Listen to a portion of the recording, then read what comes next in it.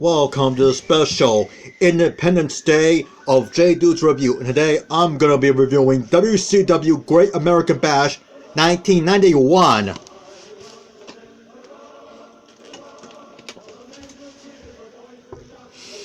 The Capture the Flag scaffold match between Stone Cold Steve Austin, well, not Stone Cold Steve Austin, but Stunning Steve Austin and his partner Terrence Taylor against PM News and Bobby Eaton was boring and nothing but punching and has a sloppy ending to boot.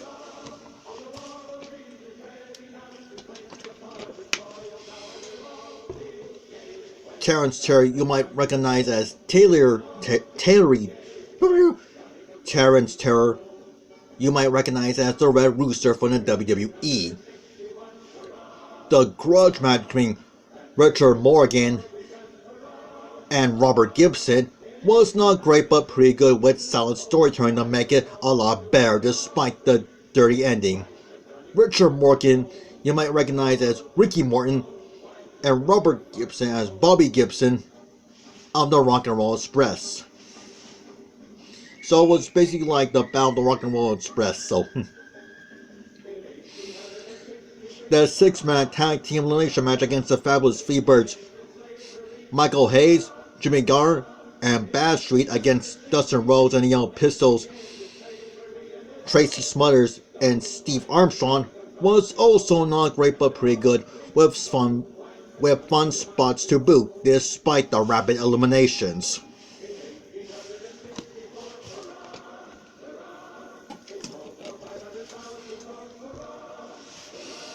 The Lumberjack match between Big Josh and Black Blood was a slow snail's dud, with the Lumberjacks taking the attention away from the stars to make it worse.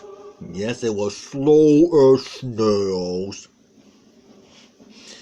The Russian chain match between Sting and Nakia Koloff was a decent smash mouth brawl, even in spite of the dumbest Rock's ending.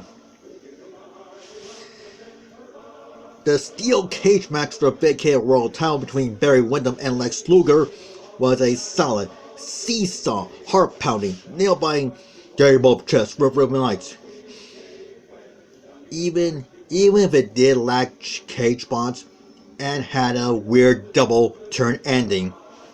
Fun fact, Ric Flair was supposed to defend the world title, but then, due to his disagreement with Jim Herd, he left the company, which left Lex Luger to take his place.